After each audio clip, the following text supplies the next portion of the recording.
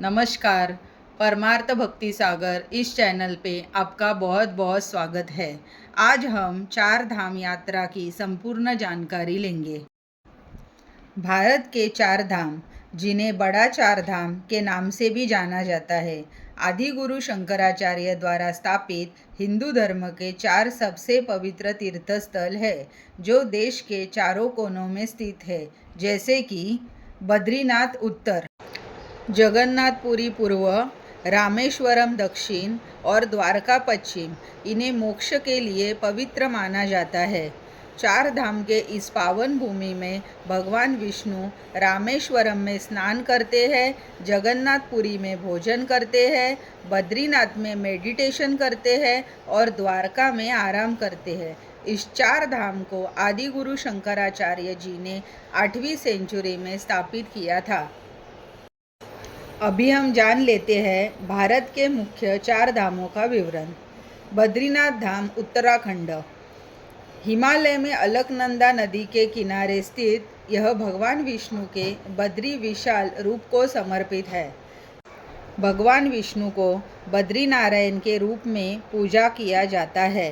ठंड में यह मंदिर बंद रहता है और अखंड ज्योति चालू रहती है। दूसरा है जगन्नाथपुरी, ओडिशा। पूर्वी तट पर स्थित यह भगवान कृष्ण जगन्नाथ, उनके भाई बलभद्र और बहन सुभद्रा को समर्पित है। जो धाम भगवान जगन्नाथ को विष्णु के रूप में माना जाता है, यहाँ पर हर साल पेड़ की लकड़ी से बलभद्र, सुभद्रा और जगन्नाथ की मूर्ति बनाई जाती है। यहाँ पर सालाना रथ यात्रा मनाई जाती है। तीसरा है रामेश्वरम, तमिलनाडु। भारत के दक्षिणी छोर पर स्थित यह भगवान शिव रामनाथ स्वामी को समर्पित है और 12 ज्योतिर्लिंगों में से एक है। यहाँ पर शिवलिंग श्री राम जी ने स्थापित किया था। चौथा है द्वारकाधीश धाम, गुजरात। पश्चिम में अरब सागर के तट पर स्थित है।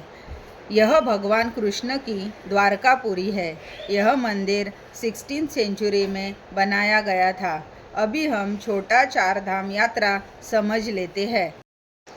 उत्तराखंड के हिमालयी क्षेत्र में स्थित गंगोत्री, यमुनोत्री, केदारनाथ और बद्रीनाथ को अक्सर छोटा चार धाम के रूप में जाना जाता है, लेकिन पारंपरिक चार धाम ऊपर बताए गए मुख्य चार ही है।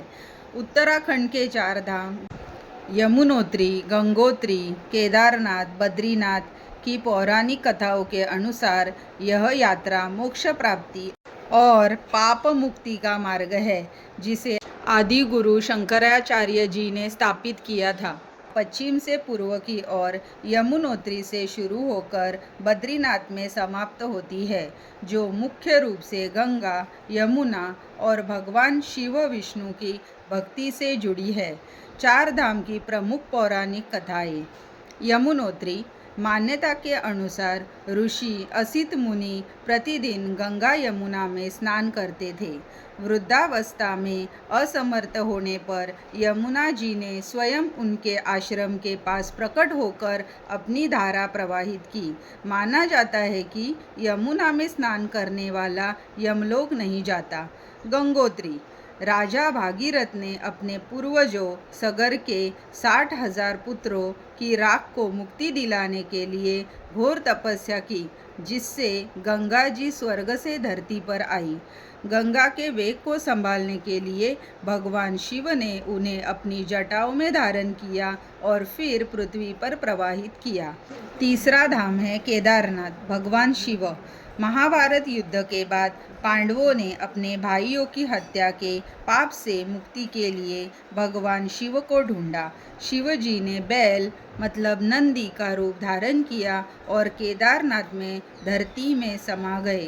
पांडवों ने उन्हें पूंछ से पकड़ लिया, जहाँ आज भी शिव जी बैल की पीठ के रूप में पूजे जाते हैं।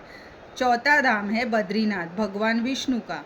कथा के अनुसार भगवान विष्णु ने बद्री क्षेत्र में नारद मुनि की तपस्या से प्रसन्न होकर नरनारायण के रूप में अवतार लिया था।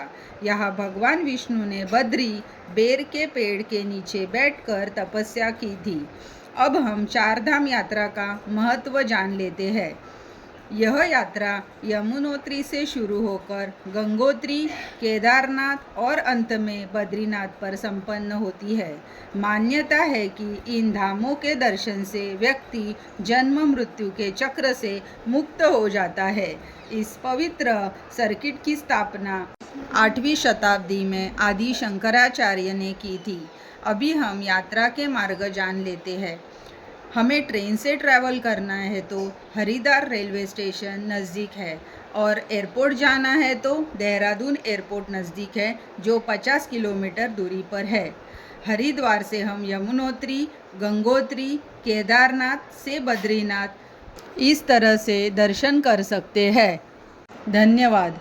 इस तरह के और कौन से वीडियो आपको देखने हैं वो हमें कमेंट में ज़रूर बताइए और हमारे परमार्थ भक्ति सागर इस चैनल को सब्सक्राइब, लाइक और शेयर कीजिए।